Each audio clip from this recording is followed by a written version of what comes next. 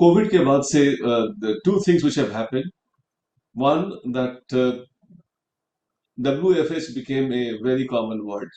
Work from home, everybody talking about these days. और दूसरी चीज ये हुई कि जूम और ऐसे जो दूसरे मेथड हैं वीडियो कॉलिंग एंड कनेक्टिविटी का एक एक्सप्लोजन सा हो गया. Now these two things have actually blurred the line that we had between office and home. जिसकी वजह से क्या हुआ है कि lot of people while they are back to the office काम कर रहे हैं, बट घर से काम करने का जो टेंडेंसी है वो बढ़ चुका है इतना ज्यादा कि there is no line that is demarcating when they are in office, when they are in home, and while they are in home they are in office, because they have for quite some time been doing like that. In this backdrop एक बहुत बड़ा demand है globally, right to disconnect, right to switch of.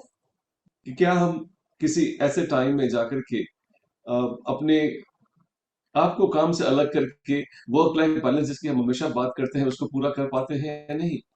And this demand has come to India also. Globally, people have been conscious towards it. There has been, France was one of the earliest country, Australia, Portugal, Ireland, Belgium, Italy, बहुत सारे countries हैं जहां पे right to switch of है, right to disconnect है.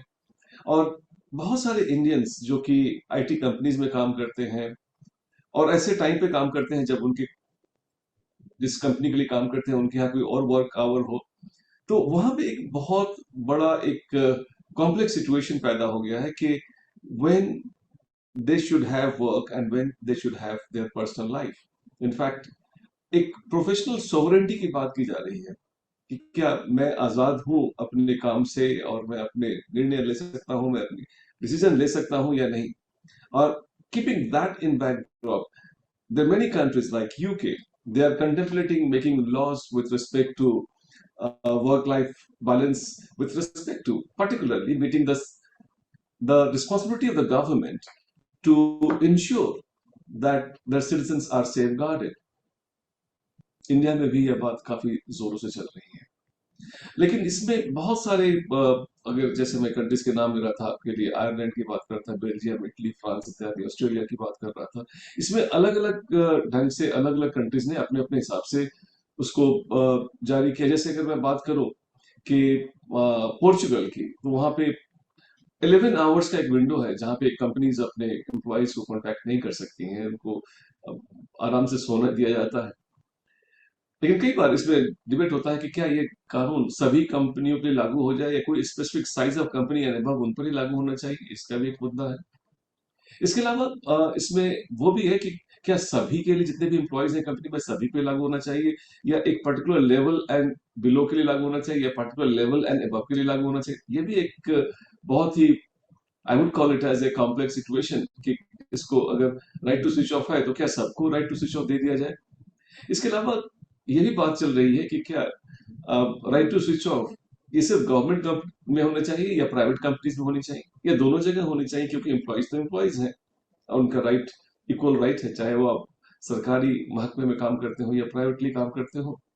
इसके अलावा क्या ये हम इसे मोरल सुएशन की तरह देखें, मोरल ऑब्लिगेशन की तरह देखें, या इसे लीगल या फिर एक कानूनी प्रोविजन के साथ इसको लागू किया जाना चाहिए. ये भी एक मुद्दा है.